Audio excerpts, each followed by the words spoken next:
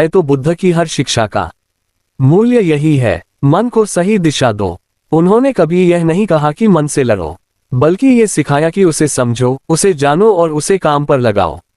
बुद्ध के जीवन की सबसे अद्भुत बात यह थी कि उन्होंने कभी मन को दबाने की कोशिश नहीं की। उन्होंने उसे उपयोगी बनाया। जैसे लोहे को ठंडा छोड़ दो तो वह जंग खा जाएगा, पर उसी लोहे को सही दिशा में ताप दो तो वही तलवार बन जाएगा। मन भी ऐसा ही है, यदि उसे भटकने दो तो वह दुख देगा, यदि उसे साधो तो वही तुम्हें मुक्ति देगा। आज हम सब अपने जीवन में किसी ना किसी तरह की उलझन में हैं।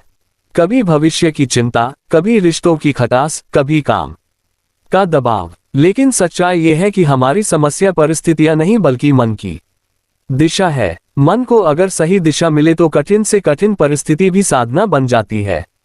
बुद्ध कहते थे जिसके पास जीवन का अर्थ है वह किसी भी क्यों को सह सकता है। यानी अगर तुम्हारे जीवन में कोई गहरा उद्देश्य है तो दुख, डर, असफलता तुम्हें नहीं हिला सकते, क्योंकि तुम्हारा मन जानता है कि वह कहां जा रहा है। एक दिन बुद्ध ने अपने शिष्यों से पूछा, अगर एक नाव बिना पतवार के सागर में छोड़ दी जाए तो क्या होगा? शिष्यों ने कहा, वह लहरों के साथ बह जाएगी। बुद्ध बोले, और अगर उसमें एक पतवार हो, दिशा हो तो? शिष्यों ने कहा, तो वह किनारे तक पहुंच जाएगी। बुद्ध ने मुस्कुराकर कहा, ऐसा ही मन है और दिशा ही तुम्हारी पतवार है।